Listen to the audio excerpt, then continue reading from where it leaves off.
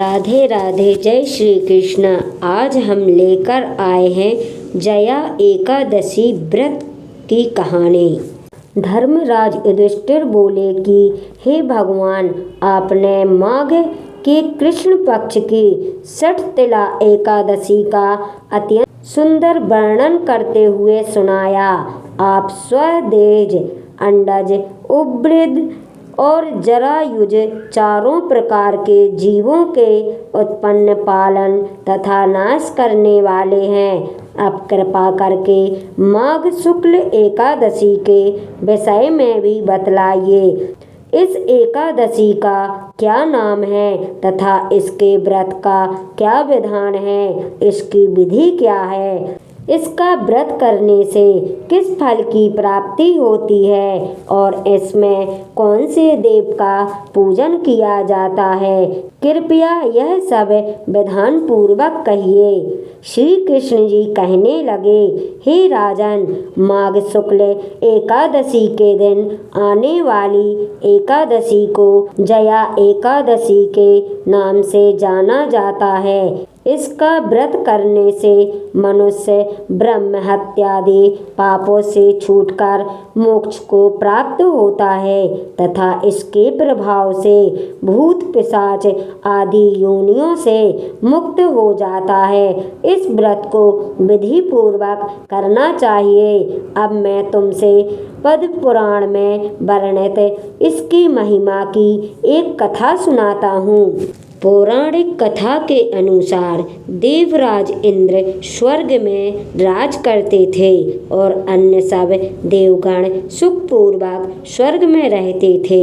एक समय इंद्र अपनी इच्छा अनुसार नंदन वन में अप्सराओं के साथ विहार कर रहे थे और गंधर्व गान कर रहे थे। उन गंधर्वों में प्रसिद्ध पुष्पदंत तथा उनकी कन्या पुष्पवती और चित्रसेन तथा उनकी स्त्री मालिनी भी उपस्थित थे। साथ ही मालिनी का पुत्र पुष्पवान और उसका पुत्र माल्यवान भी उपस्थित थे।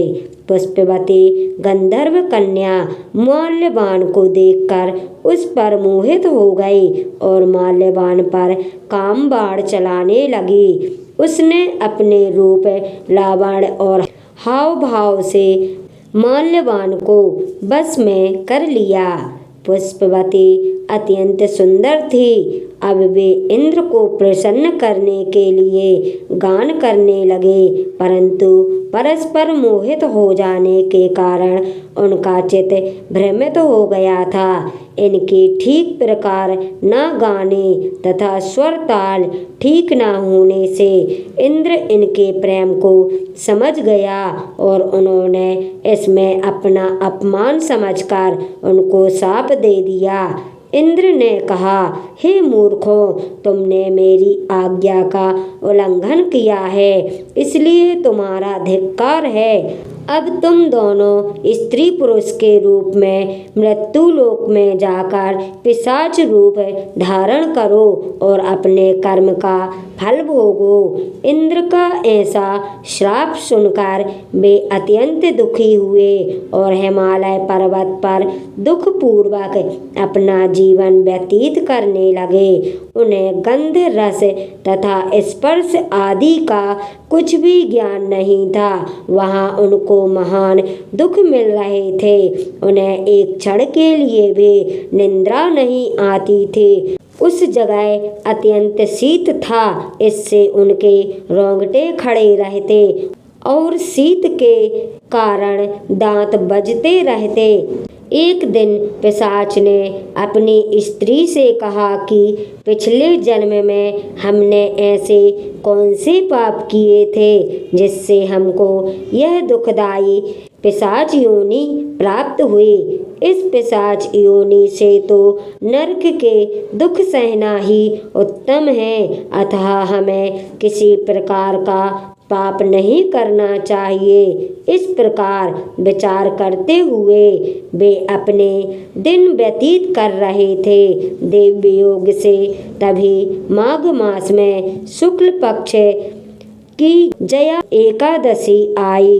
उस दिन उन्होंने कुछ भी भोजन नहीं किया और ना कोई पाप कर्म किया, केवल फल फूल खाकर ही दिन व्यतीत किया और सायंकाल के समय महान दुख से पीपल के वृक्ष के नीचे बैठ गए।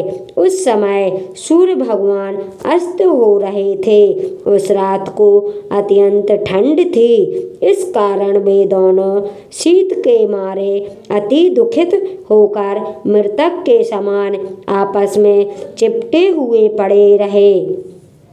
उस रात्रि को उनको निद्रा भी नहीं आई। जया एकादशी के उपवास और रात्रि के जागरण से दूसरे दिन प्रभात होते ही उनकी पिशाच योनि छूट गए।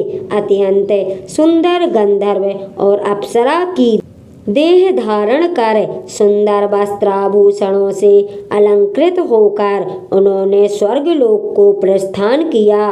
उस समय आकाश में देवता उनकी स्तुति करते हुए पुष्प वर्षा करने लगे। स्वर्गलोक में जाकर इन दोनों ने देवराज इंद्र को प्रणाम किया। इंद्र इनको पहले रूप में देखकर अत्यंत आश्चर्यचकित हुए और पूछने लगे कि तुमने अपनी पिशाच योनि से किस तरह छुटकारा पाया, तो सब बतलाओ। माल्यवान बोले कि हे देवेंद्र, भगवान विष्णु की कृपा और जया एकादशी के व्रत के प्रभाव से हमारी पिशाच योनि छूट गई। तब इंद्र बोले कि हे माल्यवान, भगवान की कृपा और एकादशी का व्रत करने से न केवल तुम्हारी पिशाच योनि छूट गए, वरन हम लोगों के भी वंदनीय हो गए, क्योंकि विष्णु और शिव के भक्त हम लोगों के वंदनीय हैं। अतः आप धन्य हैं। अब आप पुष्पवती के साथ जाकर विहार करो। श्री कृष्ण कहने लगे कि हे राजन युधिष्ठिर, इस जया एकादशी के व्रत से बुरी योनि से भी मुक्ति मिल जाती है। जिस मनुष्य ने जया एकादशी का व्रत किया है, उसने मानो सब यज्ञ जप दान आदि कर लिए। जो मनुष्य जया एकादशी का व्रत करते हैं, वे अवश्य ही 1000 वर्ष तक स्वर्ग में वास करते हैं। अगर आपको हमारी वीडियो अच्छी लगी तो लाइक, शेयर, कमेंट तथा सब्सक्राइब करें, ताकि आने वाली वीडियो आप तक जरूर पहुंच सके। राधे राधे। जय श्री कृष्ण।